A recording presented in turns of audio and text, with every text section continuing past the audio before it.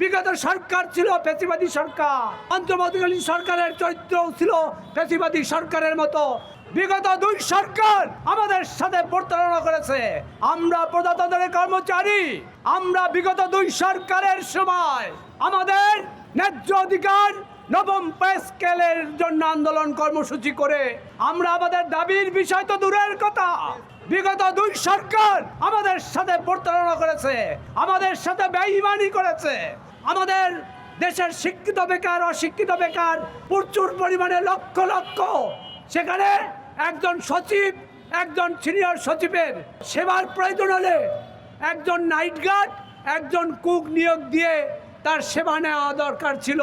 তা না করে তারা মাননীয় প্রধানমন্ত্রী, আপনার শহীদ প্রেসিডেন্ট জিয়াউর রহমানের সন্তান, আপনাকে সবিনয়ে বলতে চাই, আপনি যখন ভারপ্রাপ্ত চেয়ারম্যান তখনই আপনার এই কর্মসূচিগুলি চালু ছিল।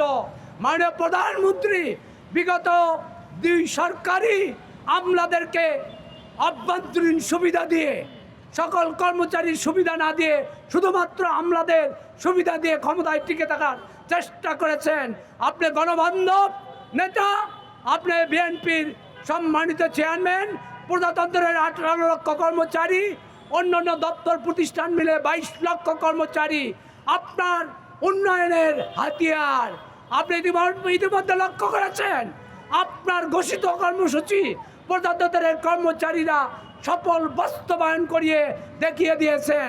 যার সুনাম করেছেন, যার ব্যাখ্যা দিয়েছেন আমাদের বর্তমান অর্থমন্ত্রী মহোদয় বলেছেন, প্রজাতন্ত্রের কর্মচারীরা কর্মচারী হিসেবে সরকারের সফল বাস্তবায়ন ঘটিয়ে গিয়েছেন, দেখিয়েছেন। আপনার নির্বাচনী ইশতেহারে আপনি বলেছেন প্রজাতন্ত্রের কর্মচারীদের নবম পে স্কেল যথাসময়ে দেয়া হবে। আমরা বাংলাদেশের যে প্রেক্ষাপট, যে অবস্থা বিরাজমান, তাতে মাননীয় প্রধানমন্ত্রীর ঘোষণা ছাড়া, কোনো বিবৃতি ছাড়া, কোনো নির্দেশনা ছাড়া আমাদের প্রজাতন্ত্রের কর্মচারীদের নবম পে স্কেল বাস্তবায়ন হবে না। আমি মাননীয় প্রধানমন্ত্রীকে সবিনয়ে বলবো, এই যে বিভিন্ন সময় পে কমিশন, একটা বড় কমিশন, তারা দীর্ঘ কয়েক মাস কাজ করে একটি রিপোর্ট দিয়েছেন। আপনার সরকার এর অধিকতর যাচাই বাছাইয়ের জন্য সচিব কমিটি করে দিয়েছেন। সচিব কমিটির তো এত দেখার বিষয় নাই। 11ই জুন বাজেট প্রস্তাব সংসদে উত্থাপিত হবে।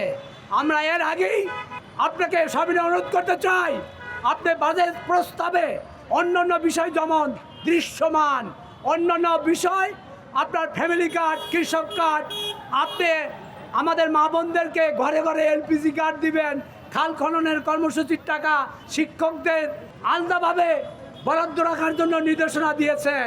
আমি চাই অনতিবিলম্বে, অল্প দিনের মধ্যে, আজ এবং কালের মধ্যে কিংবা পরশুর মধ্যে আমাদের নবম পে স্কেল বাস্তবায়নের জন্য অর্থ মন্ত্রণালয়কে নির্দেশনা দিবেন।